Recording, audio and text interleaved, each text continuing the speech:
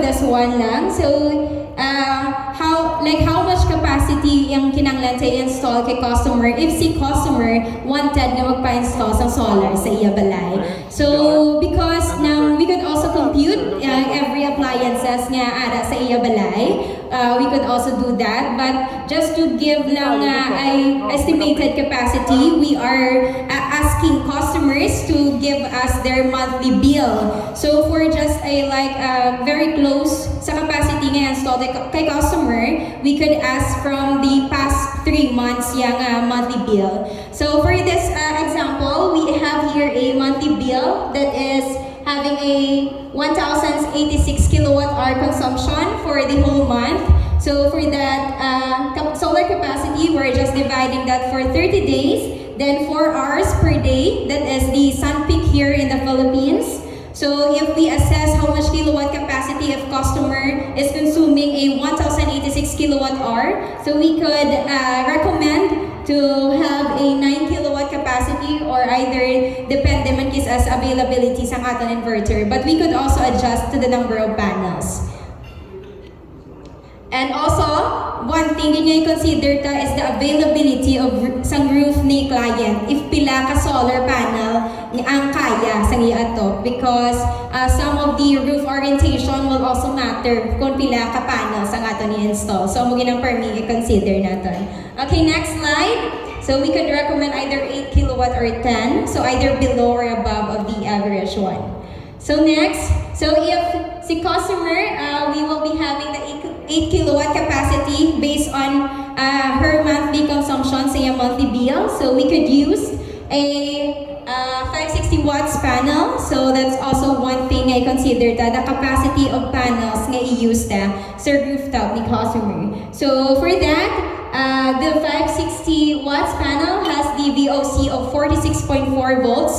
So one thing to consider your connection, either series or parallel, is the voltage of our panels. So for 8 kilowatt, we could divide the 0.560 watts. That is for a kilowatt. Then that is 14.25 pieces of panels just to have it. Syempre, ang atong panel, di naman naman point. So we could use 14 panels for the setup. So we could use all these inverters, 8 kilowatt. Then for panels per string, just note that the data sheet of our panel really matters. So check get per me and also the Solis inverters also. So that amo naman ang imo basihan sang imo nga stringing nga type sa panel setup. Next slide. We also have, so for that setup, we have 14 panels just to be in the range of the voltage of our inverter. So we could use 2 strings and 7 panels each string na setup. So this is one nga i-consider ta so that hindi siya ma-over voltage or ma-sobrahan. Okay, next slide.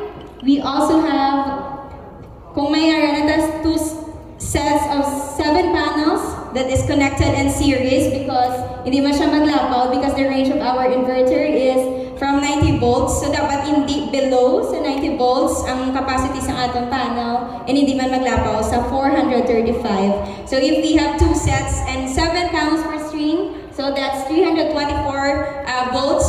So okay, good siya ma-set up. 2 strings and 7 panel each using 560 watts na panel. Next slide, Miss Hazel.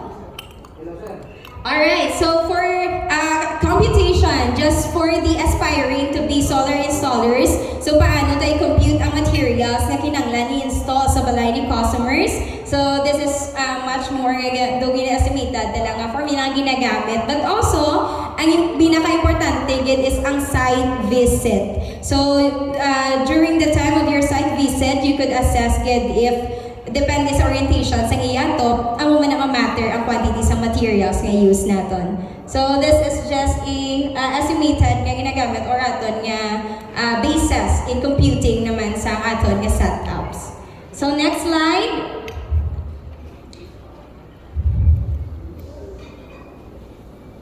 Alright, of course, we don't just need our main solar components from solar panels, accessories, inverters, and batteries. We also need some disconnecting devices like DC and AC breakers. So of course, ang mga electrician natin aton kabalogin na sila sa mga nga setup. So, amo naman ang base naman sa actual nga installation.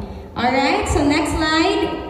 So, from the 8 kilowatt setup ni installed to be sa balay ni client, if that would be accumulated for 1 month na generation, so based on the 4 hours nga sun peak here in the Philippines, the customer can generate a 960 kilowatt hour for the whole month.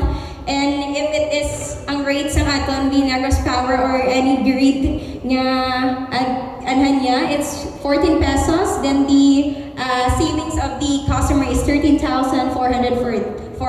But according to Sir FC, we always based on the annually set up naman. So for annual savings, so a customer that is having an 8 kilowatt setup could save up to 161,000 annually for 8 kilowatts setup. So will depend man if si customer naka-hybrid setup siya kay wala pa na nadadala kung gabi naman ang battery storage niya. Alright, so next slide. So as a summary for the solar capacity, this will be our formula in computing. Then the number of panels we need, and the panels per string, and also kung paano mga di paano di mo pa-install ko solar bilang akon ma-save. So ako naman siyang formula ta i-use. Alright, so later on we'll know more about this setup about solar system. So at this point, we now move on to our expert in panels and product showcase session, where we will explore key solar components of solar inverters naman sa buong hapon. So this is the anticipated part na sang aton mga solar installers, engineers, and the crucial part gid kung wala tani mayo knowledge about this, we could